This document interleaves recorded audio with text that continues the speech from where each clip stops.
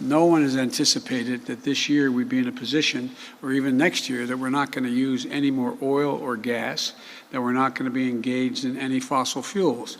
We're going to stop subsidizing those fossil fuels. We're going to make significant changes.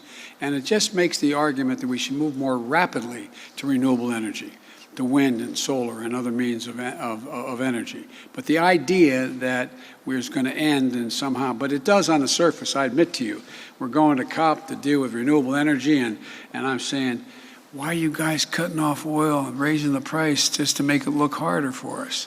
But it's a legitimate question. I think, though, that if anybody thinks about it, no one ever thought that tomorrow, for example, it's going to take us between now and 2030 to have half the vehicles in America electric vehicles. So the idea we're not going to need gasoline for automobiles is just not realistic. But we will get to the point that by 2050 we have zero emissions, that we have tax credits of $320 billion for dealing with alternatives by people getting tax credit for moving on solar panels, on wind, and a whole range of other things, and winterizing their properties. I don't think you're going to need any punitive action to get people to step up and do those things.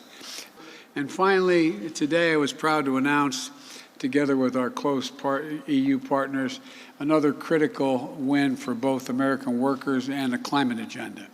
The United States and the European Union have agreed to negotiate the world's first trade agreement based on how much carbon is in a product, as we negotiated the steel and aluminum tariffs that were in place. The deal will immediately remove a point of significant tension with our friends in the European Union.